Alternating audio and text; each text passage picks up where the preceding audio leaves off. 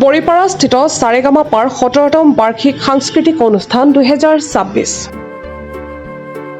পশ্চিম গুৱাহাটী মহাবিদ্যালয়ৰ অনুষ্ঠিত কৰে এই বাৰ্ষিক অনুষ্ঠানৰ অনুষ্ঠানটো এইটো মোৰ বাৰ্ষিক অনুষ্ঠান প্ৰায় আমাৰ 17 বছৰ মানে পাৰ হৈ গ'ল স্কুলৰ সাৰেগামাপা মই এখন মানে আজি 17 বছৰ ধৰি চলাই আছো এইটো আমাৰ বাৰ্ষিক অনুষ্ঠান এই অনুষ্ঠানটো মানে আমি অসমৰ বিভিন্ন ধৰণৰ মানে আৰ্টিষ্ট মাতি পেলাই মই মোৰ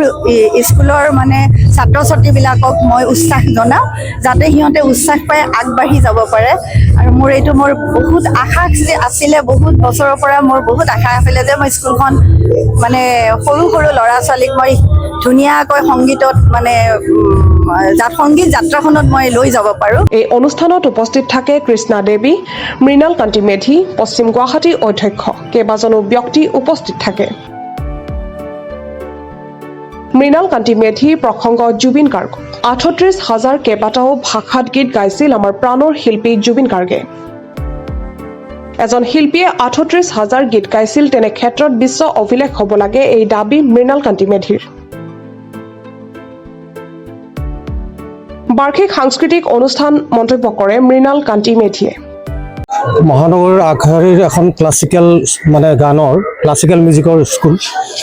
17 বছৰ ইতিমধ্যে পাৰ হৈছে গতিকে তেওঁলোকৰ ছাত্ৰ ছাত্ৰীৰ সংখ্যাও যথেষ্ট আৰু সৰুৰ পৰা ডাঙৰলৈকে বহুতখিনি ছাত্ৰ ছাত্ৰী ইয়াত আমি পাইছোঁ আৰু মই বুলি নহয় আজি বিমান বৰুৱা আহিছে, কৃষ্ণা দেৱী আহিছে আৰু ইয়াৰে স্কুলৰ কলেজৰ অধ্যক্ষ সহিতে কলেজৰ জিবিৰ অধ্যক্ষও ইয়াতে জড়িত হৈ আছে। খুব সুন্দৰ অনুষ্ঠান আপোনালোকে নিজেও গম পাইছে গতিকে আশা কৰোঁ এই অনুষ্ঠানটোৰ জৰিয়তে অসমৰ ভাল ভাল গান গোৱা ল'ৰা ছোৱালীখিনিয়ে ভালকৈ শিকি মেলি ৰাজ্যিক বা ৰাষ্ট্ৰীয় স্তৰত তেওঁলোকে পৰিচিতি লাভ কৰে। জুবিনৰ ন্যায়টো এইটোৰ কাৰণে আমি অলপ ধৈৰ্য হাৰা হ'লে নহ'ব কাৰণ আমি আজি ৰাজীৱ গান্ধীৰ ভাৰ্ডিক আহিলে 31 বছৰ পিছত 2022ত আহিছে গতিকে দেশৰ ৰানিং প্ৰধানমন্ত্ৰীজনৰ যেতিয়া হত্যা হওঁতে তেওঁৰ ন্যায় পাব 31 বছৰ লাগিল গতিকে আমি ভাবোঁ তদন্ত প্ৰক্ৰিয়াটো সেইমতে চাৰ্জশ্বিট জমা হৈছে গতিকে এতিয়া ন্যায়িক যিখিনি কাম কাজ আছে শুনানি ডেইলি হৈ আছে গতিকে আমি আশা কৰোঁ খুব সোনকালে আমি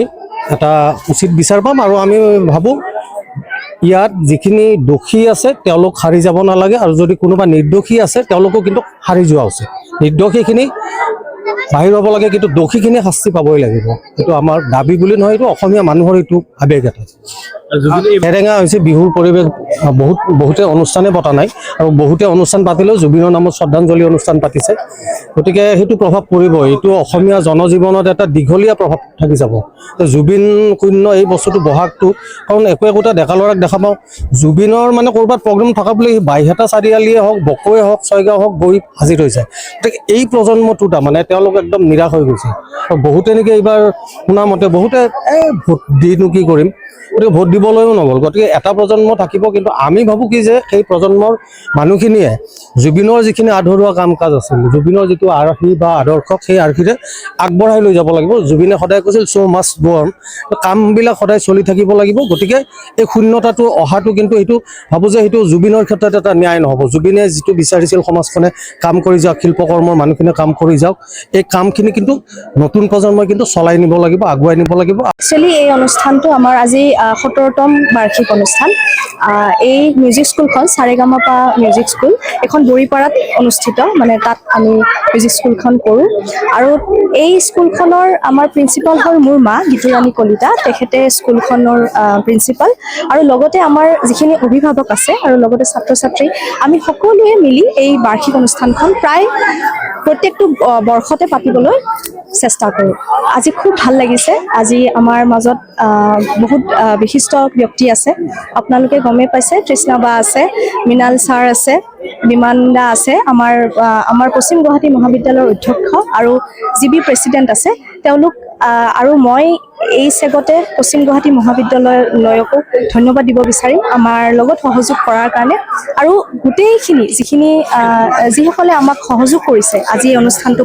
পাতাৰ কাৰণে তেওঁলোককো মই অশেষ ধন্যবাদ দিব বিচাৰিম। গুৱাহাটীৰ পৰা পূজা দাসৰ ৰিপৰ্ট, প্ৰাটো টাইম ডিজিটেল। শদিয়াৰ পৰা ধুবুৰীলৈ, বৰাকৰ পৰা ব্ৰহ্মপুত্ৰলৈ সকলোৰে মাজত চিনাকি এটা নাম প্ৰাতঃ টাইম। থলুৱা ভাষা, কৃষ্টি আৰু সত্য বাতৰিৰ আধাৰত প্ৰতিষ্ঠিত খবৰ প্ৰাতঃ টাইমৰ প্ৰতিটো বা বাতৰি পুংখানুপুংখভাৱে চাবলৈ